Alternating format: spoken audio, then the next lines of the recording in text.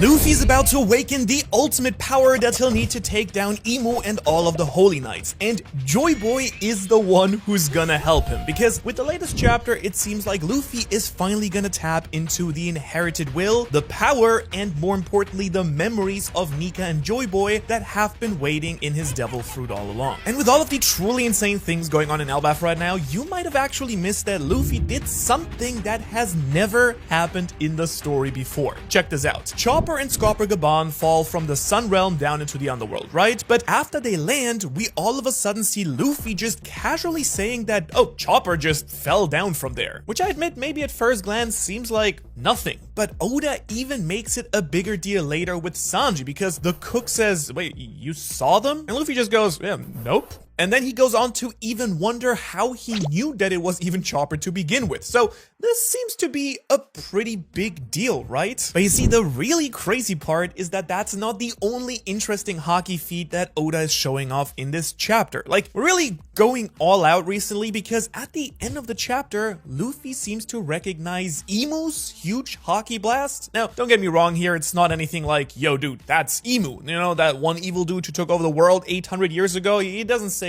straight up that, but it's definitely more than just some random, oh, someone's using haki here sense, right? Luffy seems to just clearly understand deep down that this is someone who is a menace to society, kind of like how he felt when Saturn showed up to Egghead Island. And so we now really got two things going on from what I can tell here. Luffy can now sense things from a crazy faraway distance, and he can tell specifically who he is sensing if he's familiar with them at the very least, and maybe even not. And with both of these cases, we honestly haven't seen much like it in the story before, at least from Luffy. Because we have seen these powers shown by some other characters, like there was that one time that Green Bull recognized Shanks' haki in Wano, and then of course Imu themselves nearly went completely crazy when he felt Joy Boy's haki during Egghead, but that's kind of about it, I think. We're talking about top haki feats from probably the greatest haki master in all of One Piece, and then the god who literally rules the world. And so we've got to ask the question, is the long range observation and the sensing people, is that two different powers, or are they the same single thing? Are they both part of the voice of all things, or is Luffy tapping into one power and then a completely different one for both of these, you know, abilities? And for this video, I'm just going to treat them as the same power up, just so we can talk about them together at the same time, but keep in mind that they might just be separate things. Now, let's break it down, because I think that there are a number of options for what is actually going on here and what this power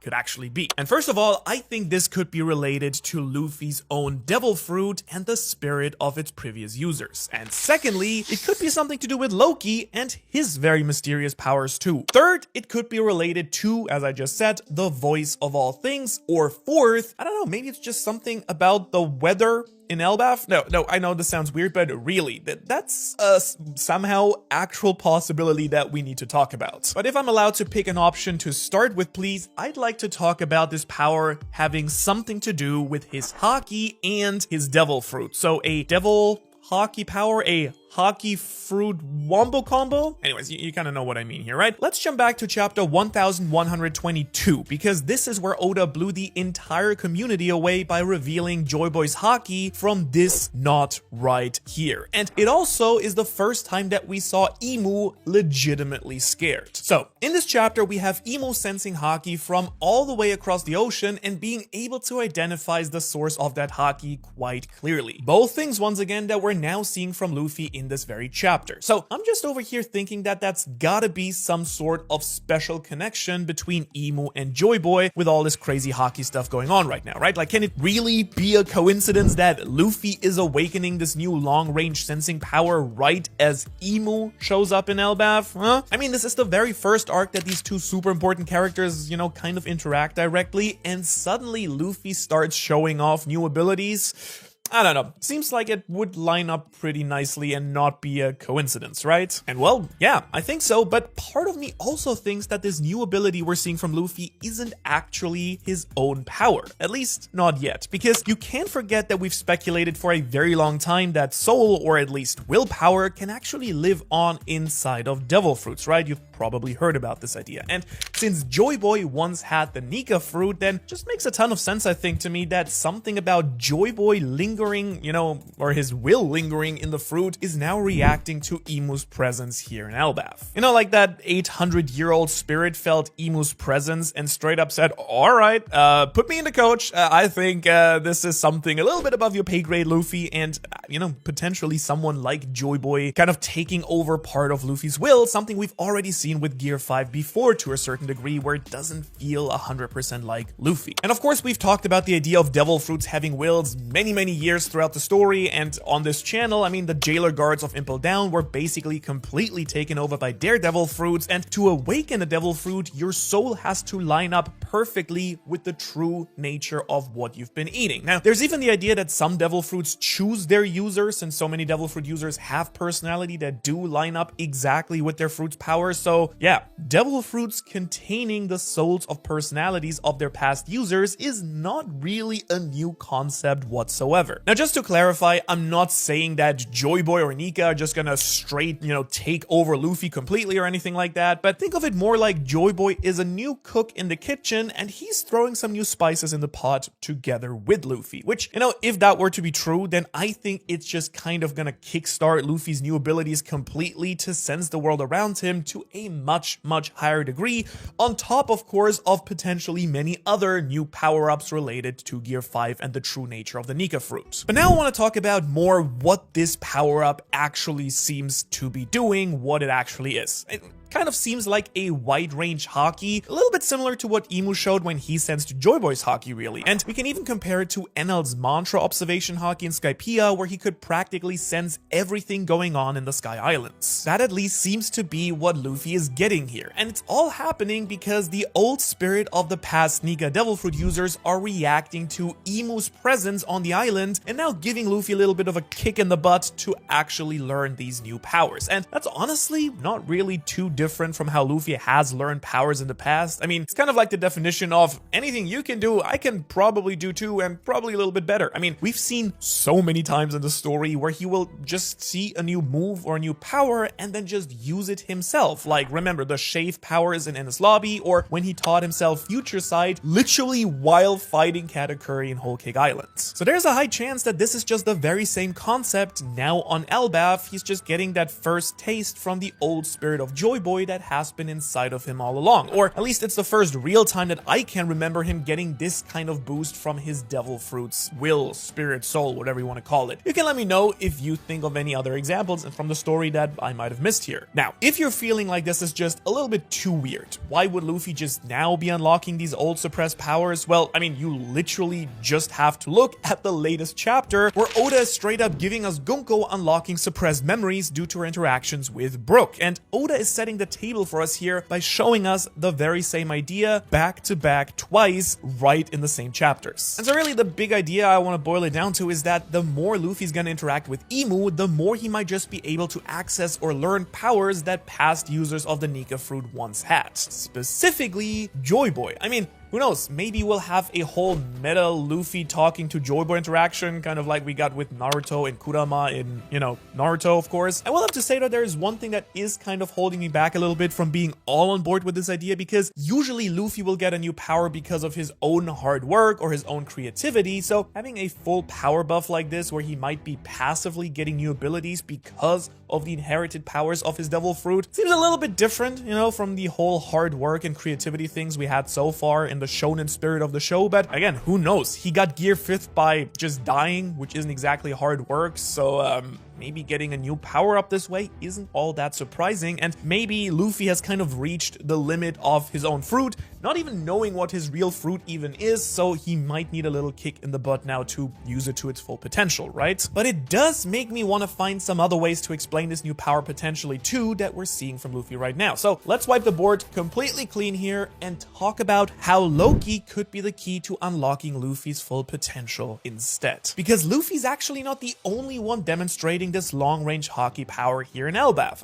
Scopper showed off some pretty impressive range earlier in the arc, and Loki is doing it in this very same chapter by sensing both Chopper and Gaban, and also feeling Imu's crazy haki blast. So what is it with these two characters? well, let's be honest here, these two have had a weird connection right from the start of this arc. I mean, they kind of seemed like longtime buddies from basically their first conversation. Luffy just ran off, kind of sensing Loki somewhere and being like, hey, this is interesting. Let me just leave everyone else behind and run straight to Loki. They kind of give off the same chaotic energy vibes, and they both became friends with all of the giant animals really easily. Plus, Luffy even seemed to know that Loki couldn't really hurt him, Zoro, Sanji, and the other giants once he got out of the chains. Like, he kind of knew about Loki's true intentions. So if you take all of their interactions so far that we got, plus the fact that they both show the same kind of awareness in this chapter, you get all the ingredients for a really great theory pie. My favorite type of pie, by the way. So,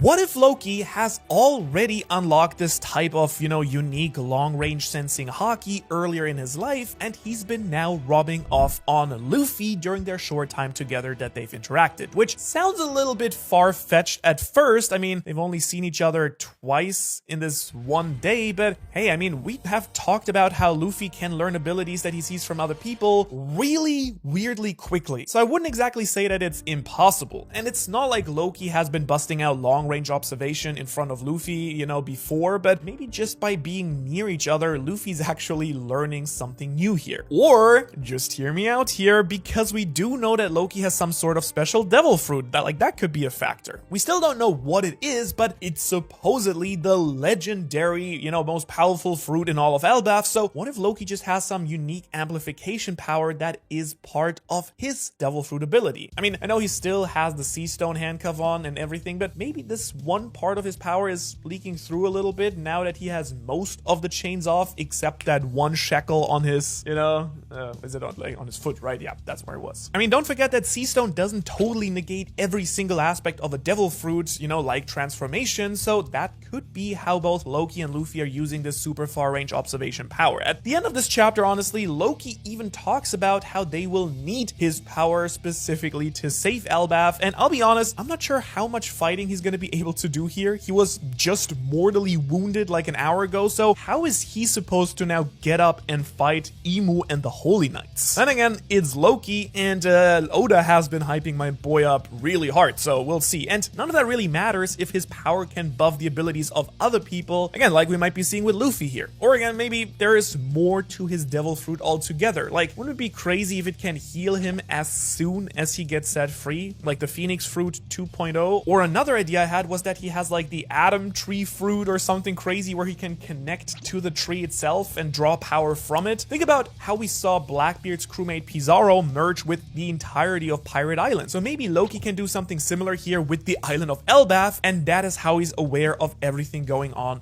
the island. That would certainly be a very OP ability, and you also get a very OP opportunity by joining my official Patreon, where you get access to a ton of exclusive artwork, member-only videos, early reactions, community polls, so many more things we only do over there, all by joining there, and yeah, you can check it out with the link in the description below. Also, we have a free weekly newsletter. You don't even need to, give anything. You can just have it for free and see what's up with One Piece. Thanks so much to everyone who already does it, but yeah, let's get back to the chapter here. All right, I can definitely see how Loki could be having a huge effect on Luffy, and it's possible that we've only just started to see the beginning of what this will actually do for the Straw Hats captain. But what if this power-up isn't tied to Loki or Imu for that matter at all? Like, forget the Giant Prince, and let's throw out the 800-year-old fight between Imu and Joy Boy here for a second. What if it's straight up just Luffy? Well, then there are a few other ways that my boy here could just be getting better all on his own, which might just be the most fun option potentially, and there is one power in particular that has been getting a little bit more action in recent arcs. We're talking about the voice of all things. You remember that power? Yeah? The thing that lets some people hear the voices of animals and some inanimate objects even. I mean, Roger had it and could use it to hear Sea Kings talk and even understand the basic message of the poneglyphs. It does seem like Momo has it and uses it to talk with the giant elephant Zunisha, unless that's a special ancient weapon power, and I'd also also say that Shanks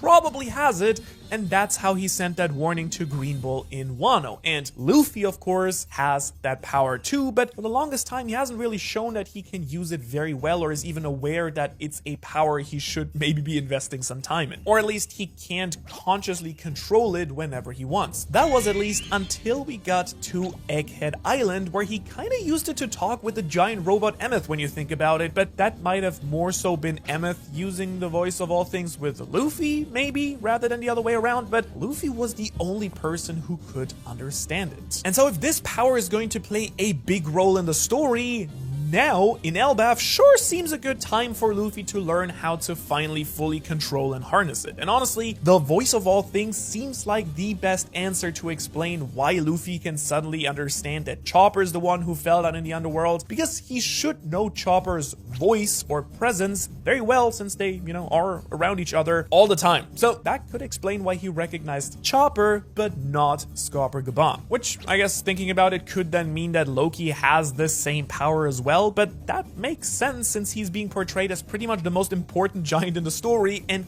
kind of a giant parallel to Luffy in pretty much every way, all the way down to proclaiming himself to be the sun god. But if that's not it, then maybe it's just straight up a new type of haki that Oda is starting to introduce here. Maybe the first step of the haki that Scopper is using to actually cut the Holy Knights. I mean, if you remember way back in Alabasta, Zoro kind of showed an ability similar to the voice of all things when he learned how to cut Mr. One's steel body. So maybe the voice of all things, or whatever this new haki ability is, could be the secret to defeating the Holy Knights after all as well. But overall, I'm pretty sure that this has got to be one of those three things. Like, this part of the chapter just keeps sticking out to me as Oda's trying to show us something really important here. Alright, so now we've talked a lot about what the power-up is, but there is actually another thing that we should talk about that could explain why Luffy might be developing this power right now, which might be even more important. Like, the why might be bigger than the what. Because, do you remember this? We saw this so long ago that you might have just forgotten, but there is something about Elbaf that this explorer here really wanted people to know about and warn them about. And we kind of know that it is not time shenanigans. So what if there is something about Elbaf itself, or the actual Atom Tree,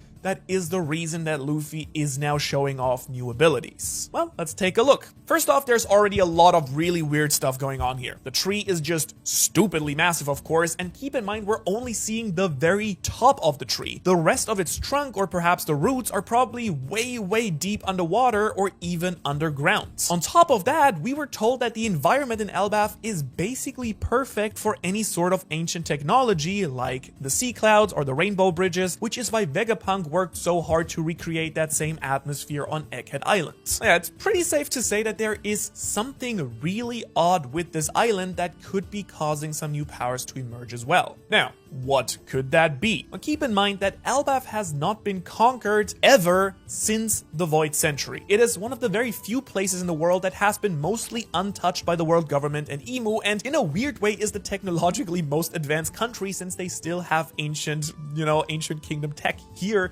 on the island. Although I gotta say, I'm not sure why, since they have clearly been here before and could basically take over whenever they wanted, but maybe not. I don't know. They even seem to have some sort of deal with the old King Harold we learn about in this chapter, which we were speculating about way back. But regardless, maybe the reason that Luffy is awakening new powers here is because this island has been mostly untouched by Emu's evil for so long. It could have even been Joy Boy's or Nika's original home country. I mean, just think about the place with the most lore about Nika. It is right here in Elbaf. So it would make sense that this is where the original Nika even came from. Or if Nika is just truly a myth, which I really hope it's not. I've been having so much fun talking about Nika and speculating who they really were. Then maybe the concept of the god of liberation and destruction was straight up created here on Elbaf. So could it just be Luffy's fruit that is reacting to this place specifically instead of Emu or Loki? I mean, I certainly think that we can't rule this out as a really good possibility, because if we go through all of Elbaf path without learning why this place is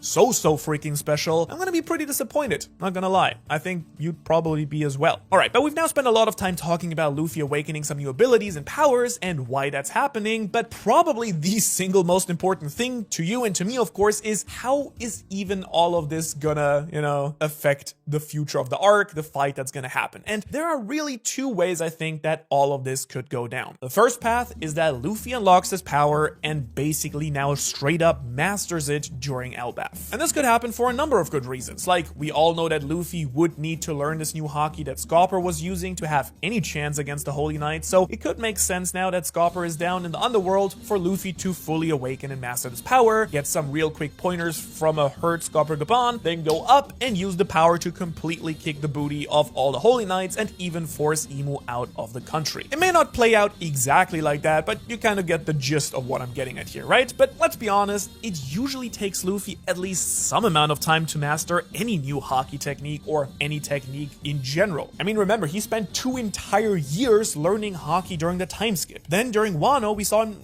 take a few weeks at least to learn advanced armament haki, though I guess he did just insta-learn advanced Conquerors and advanced Future Sight, with Kaido and Katakuri, but usually it takes at least some time to master after unlocking the initial ability. And so if he doesn't master this new technique pretty quickly, then I could just see him learning enough of it to make a difference in the battle in the Sun Realm. Like, maybe he can actually fight against the Holy Knights for long enough that Imu's power runs out, or they are all forced to go back to Marijua. Basically, Luffy just doing enough to barely scrape out a victory or a draw here without fully mastering the new power quite yet. But also, of course, not mastering these powers could lead to some very dark consequences too. I mean, think a post-time skip version of Sabaody type, that we've been speculating